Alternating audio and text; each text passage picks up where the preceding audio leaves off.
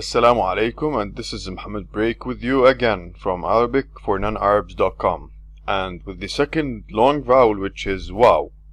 First of all, and before we start, I want to take you back to a trip to the website to know how to access the course content before starting with the second letter.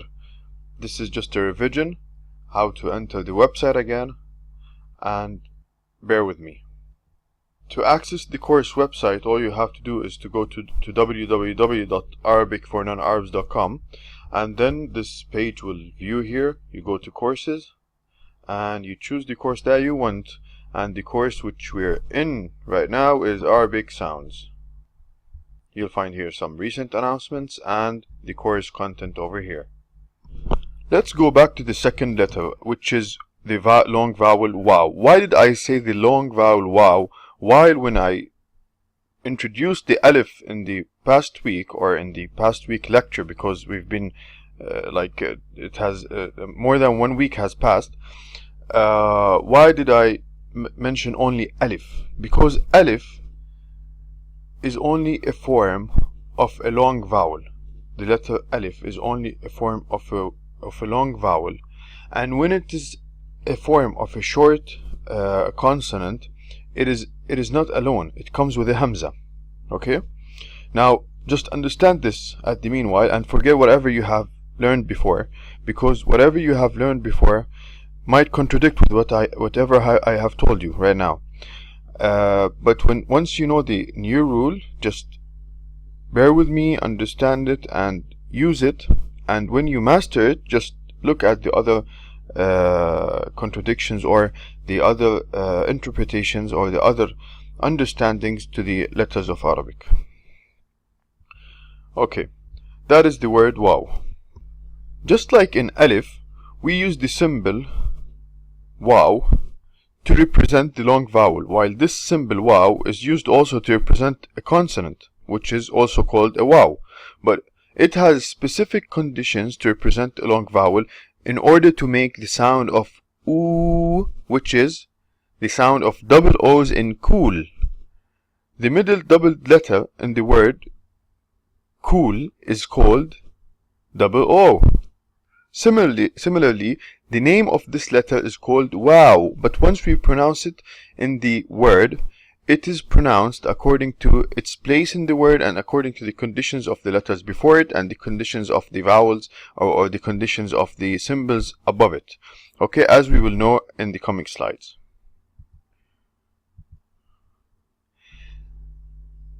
The waw in writing, and I'm sorry, here we have the alif, it's supposed to be waw, no problem. The waw in writing, it does not come at the beginning of the word as a long vowel. It does come at the beginning of the word as a consonant, but it doesn't come at the beginning of the word as a long vowel. In the word, it should be after a consonant. Okay? Now,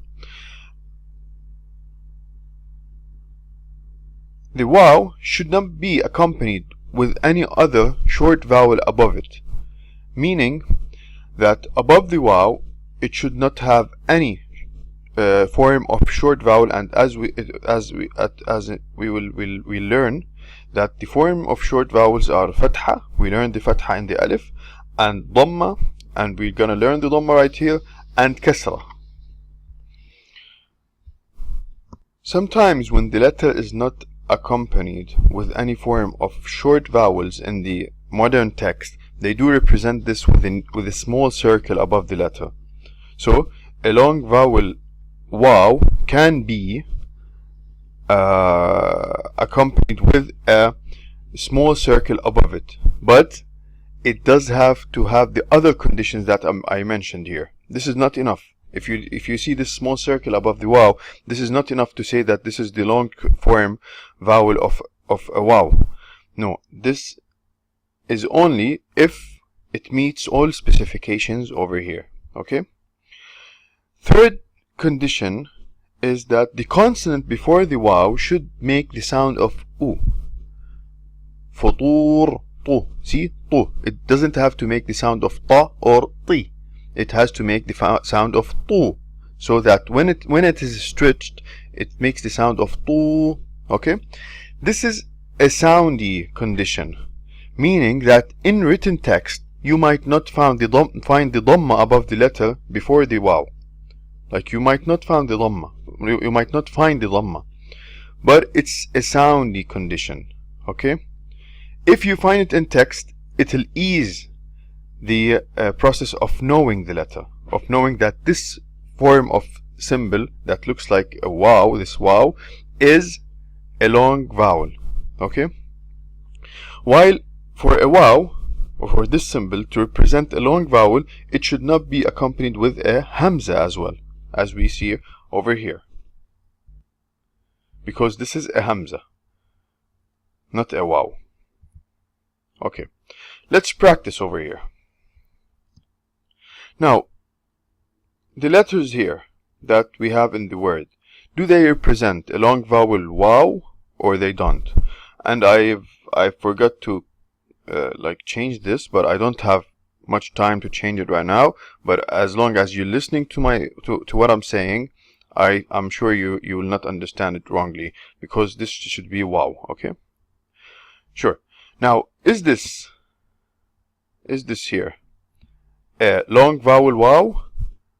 We say no. Why? Because firstly, let me see here. Let me choose the circle here, and let's circle this. Firstly, it has a form of a short vowel above it, which is the dhamma that we have learned just now, and it is at the beginning of the word. And as we said, long vowels do not come at the beginning of the word. Okay? So how do we pronounce this? This is pronounced in Arabic as wu.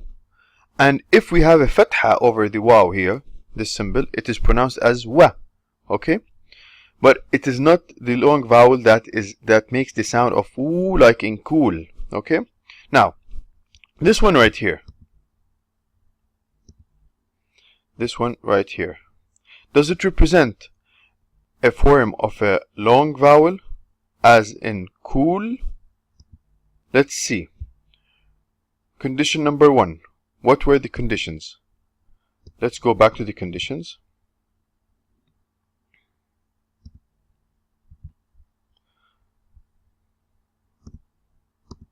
Condition number 1, we said before the waw there should be a consonant. Let's see. Is there a consonant before the waw? Yes, there is. This is a consonant. Okay, this is a consonant letter. So there is a consonant before the waw. Okay, let's go back and see the second condition. The waw should not be accompanied with any other short vowel above it, such as in this word. Let's see. Is the waw here accompanied with any form of short vowel above it? There is a symbol here. What does this symbol represent? Let's go back to the condition. We say here, when the letter is not accompanied with the sound of a short vowel, they represent that by a small circle above the letter. So this is not accompanied with the short vowel. Okay? So 2 conditions are met. Third condition, the consonant before it should be accompanied with the sound of u, which is represented by a dhamma. And we said that this is a soundy condition. Okay? It is in some texts it's not represented, but here I did represent this for you, and I put a dhamma here. So third condition is met. So this is mentioned. This is read as du. Du. The letter before it is read as du. I'm sorry. I have to go back here. Now the fourth condition, and it is unaccompanied with the hamza. Is it accompanied with the hamza? No, it's not accompanied with the hamza. So the 4 conditions are met. So yes, this waw here.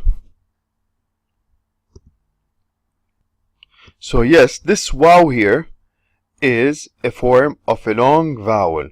And how do we read it?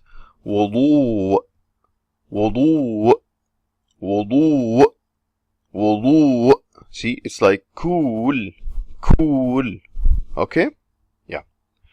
Let's go back now. Let's go to the second example right here. The waw over here.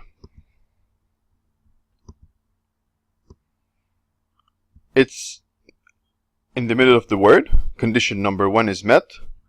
The consonant above it, the consonant before it is is accompanied with a short vowel which is dhamma above it. Okay, condition number 2 met. The waw does not have any form of short vowels here. Condition 3 is met, and it's not accompanied with the hamza. So how do we read this? طول, طول. It's like a double O in cool. Okay, let's go to the third example right now. This waw here, for condition 1 is not met, so it's not a waw. It's not a form of a long vowel. It's not a form of a long vowel because condition number 1 is not met. It's at the beginning of the word. Secondly, it has a form of a short vowel right here, which is the fatha, which we took at when we learned alif. Wa. This is pronounced as wa. Walagha. See, it's not pronounced as double O in cool.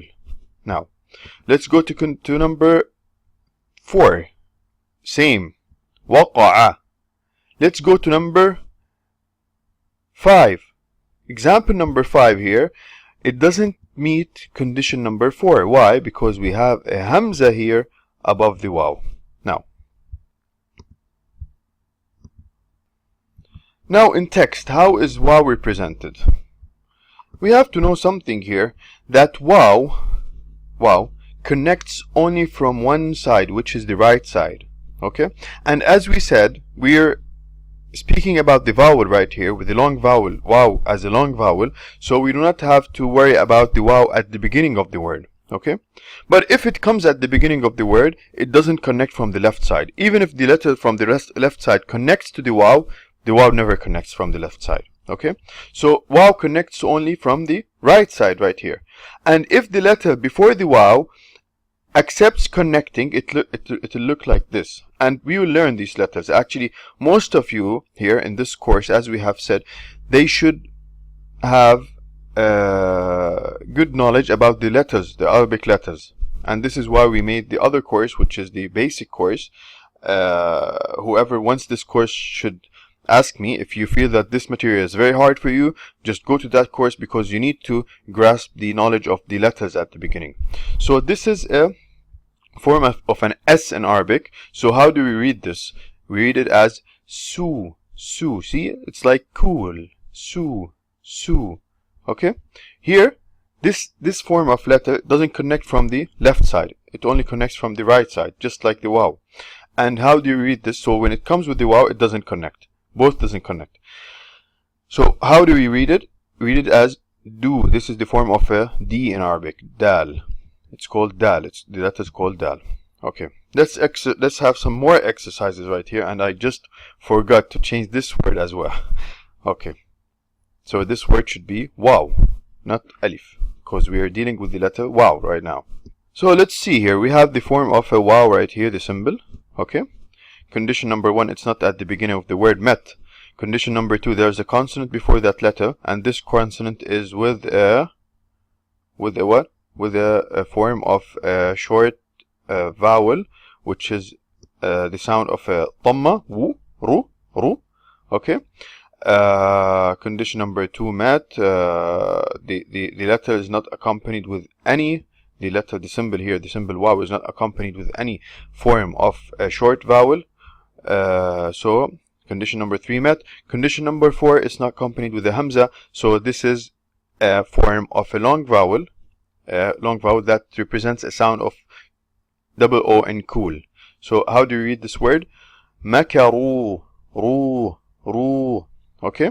Now let's go to the second word as well. Condition number 1 is met. It's not at the beginning of the word. Condition number 2, it has a consonant before it. This consonant has the form of a dhamma. And condition number 3, the letter is the letter waw, or the symbol waw here, is not accompanied with any form of short vowels, and it doesn't have a hamza. Now let's go to the third example. Third example, it doesn't meet condition number 4. Why? Because it has hamza, and it's read like this: lu. See, lu. Okay.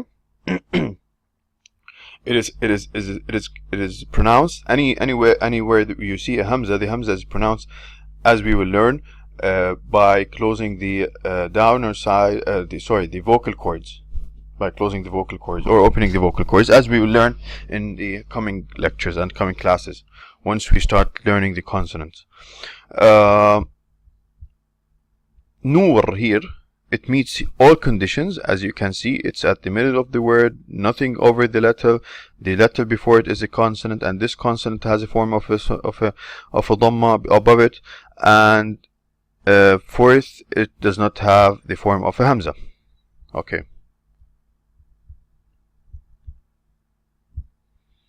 Now, how is the form, or how is the long vowel wow pronounced? And this is wrong as well. I didn't change these. I don't know how did I miss all of these, because I just used the past presentation to do this new presentation, and I just missed all of these. I'll just fix this in the content that I'll raise to the website.